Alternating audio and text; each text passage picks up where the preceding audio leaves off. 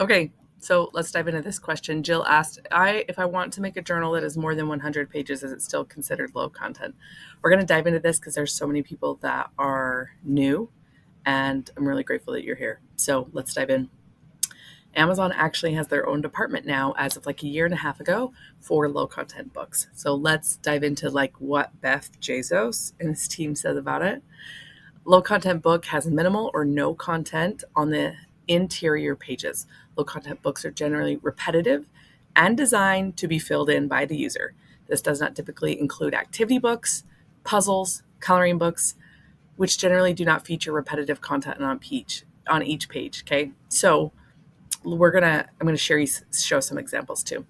Low content books do not require an ISBN. If you want an ISBN for your low content book, you can use your own, which you buy on Bowkers, or you can just publish it on Amazon without it. Okay, so they are not actually giving ISBNs for low content. They used to, but they don't anymore. Okay, so if you wanted to like sell it in Barnes and Noble, you need to buy your own ISBN too. But if it's just for Amazon, you're fine to go. Okay.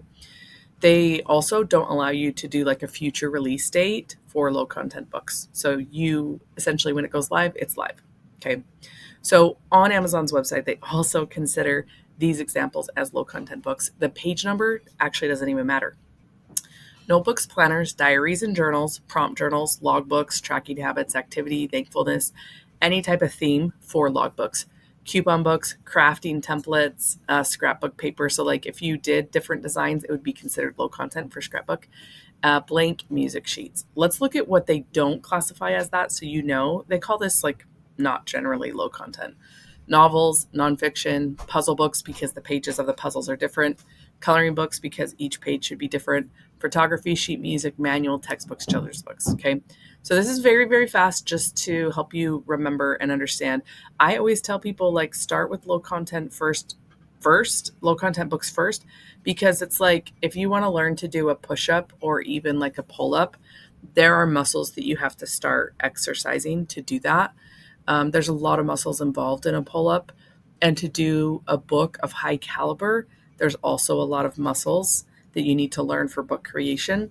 So I have some here where people have already they've done the notebook and journal. So I actually don't really love when people say stop doing stop doing journals and planners or stop doing low content, because if you haven't mastered the book creation skill set, then you go on to have more trouble. So I love helping people take their expertise, like coaches. This is a coach, and she teaches the Daily Five. It's a success planner, and that's part of her IP that's protected. But putting in a book adds to the protection. Rewrite Your Thoughts journal. This is stuff she teaches her clients. So, like, there is a really important place for low content books.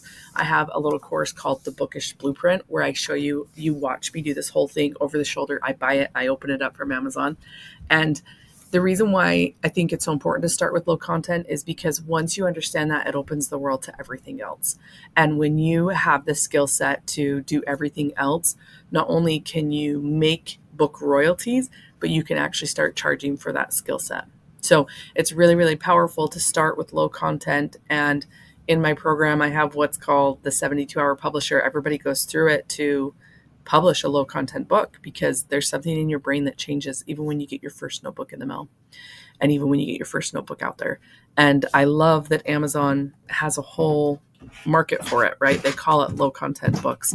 So if you need more ideas of how to get from making a low content book into a medium content book, then put medium in the description, put it in the comments. I always tell you guys to like write in my descriptions. That's my dyslexia. Put medium in the comments of this video, and we can go through different basic medium content books to move up to more complex. Sometimes people skip steps of quality and then they will publish a book and they'll get a bad review, and then Amazon will ban the book because it's not a good customer experience. But there is a natural progression that you can start doing when you open your KDP account. And I think it is in everybody's best interest, the customer on Amazon and your own skill set, to publish a low content book. So you will always hear me say that. I did it with my kids. They were 6 and 4.5 at the time. And it was just good practice for me too, to be able to get better at creating more quality books. And now we're doing more complex things. So thank you for being here. And also put in the comments of this video any questions that you have about transitioning into low to medium content, because there is some strategies that you can use to build a cohesive brand on Amazon. So love you. See you in the next video.